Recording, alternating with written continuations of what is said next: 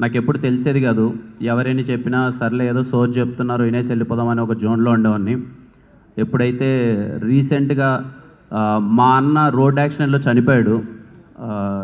ఆ రోజు ఈవినింగ్ నేనేదో మా అన్నతో మాట్లాడుతున్నాను సరదాగా. మీ ఇద్దరం చాలా క్యాజువల్‌గా మాట్లాడుకుంటున్నాం.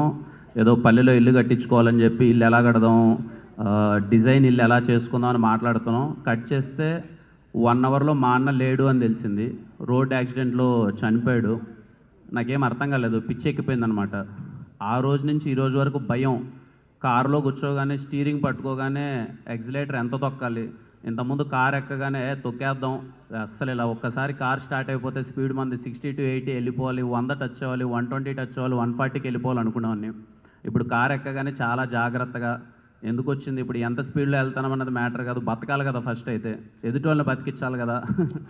అనే ఒక జోన్‌లో ఆహ్, చాలా బాధ్యతగా తెలియకుండానే ఇందాక మేడం గారు అన్నట్టు మనకు మైండ్‌కి వితిన్ అది మన మైండ్‌కి తెలిసిపోవాలి మనం ఏం చేయాలన్నట్టు.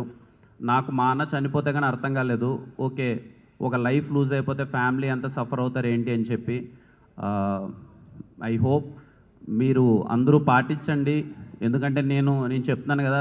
ముందు చాలా అల్లరి చిల్లరగా ఉండేవాడిని. ఎవరైనా ట్రాఫిక్ పోలీస్ గాని ఇక్కడ పట్టుకుంటున్నారంటే, ఏం బంజారా హిల్స్ పట్టుకుంటే మాకు జూబ్లీ హిల్స్ నుంచి వెళ్ళడం రాదా? లేకపోతే ఈ రూట్ నుంచి వెళ్ళడం రాదా? అని చెప్పి అతి తెలివిలన్నీ ప్రయత్నించి వెళ్ళిపోయేవాడిని.